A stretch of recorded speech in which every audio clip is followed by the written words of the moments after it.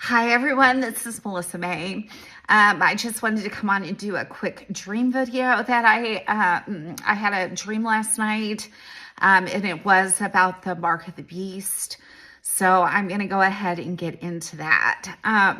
So I had a dream that my husband and I, we were kind of at some big event. I don't know if it was like a concert or it felt like it was at a concert. So it was, you know, kind of like it was being held in a big sports arena. And so when we drove into the parking lot, I remembered seeing like a ton of cars, just a lot of cars there. So when the event was done, something had taken place in the world. A change had been made to where you could not come and go freely, because you needed something in the hand to be able to come and go freely and travel. So this gentleman had come and got my husband and I, and he had taken us up to the room. And so I can remember my husband saying to this gentleman, he's like, well, you know, how long is this going to take? How long is this going to be that we're going to, you know, be in this room? And the guy looked at my husband and I, he goes, well, that depends on you and your wife. He goes, that depends if you decide to make a good decision or a bad decision. And so Jason was like, oh, okay.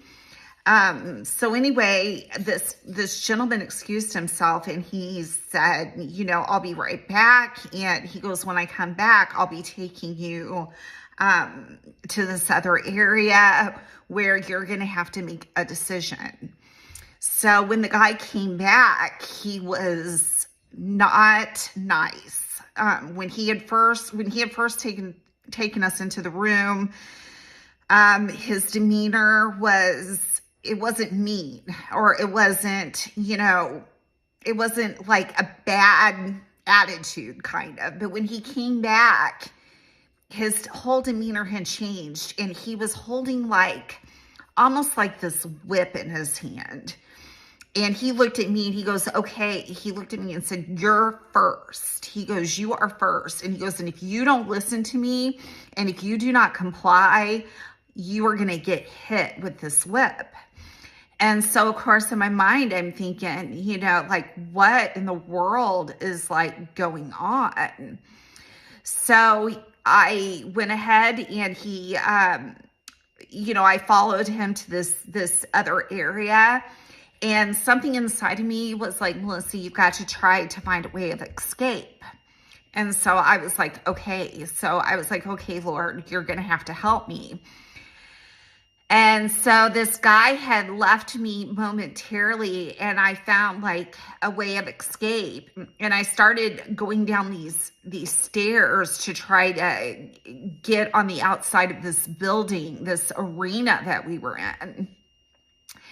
And I started going down the stairs, and all of a sudden the Lord said, Melissa, you need to stop. And he goes, go back up this, like 3 steps, go back up 3 steps. So I was like, yes, Lord.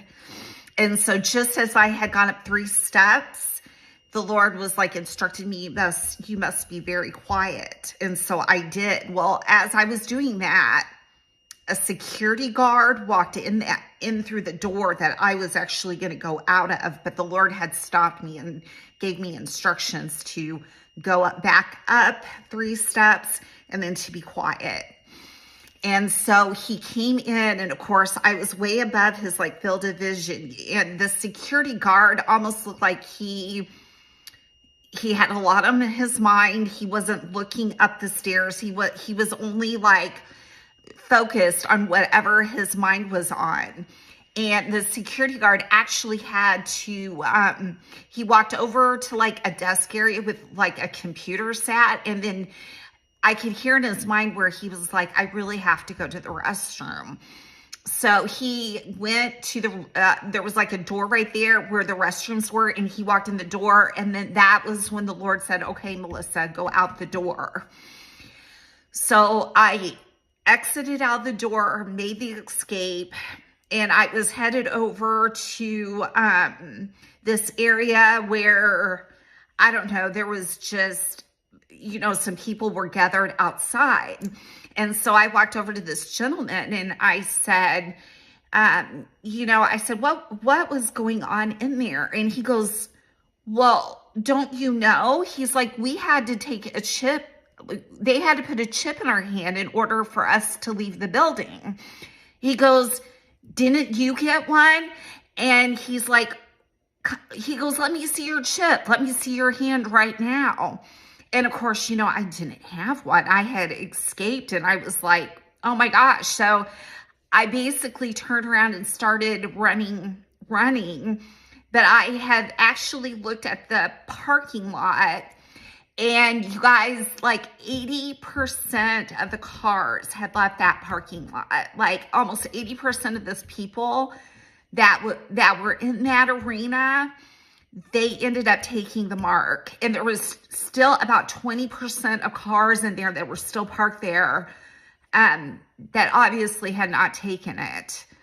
And so that was pretty much the end of the dream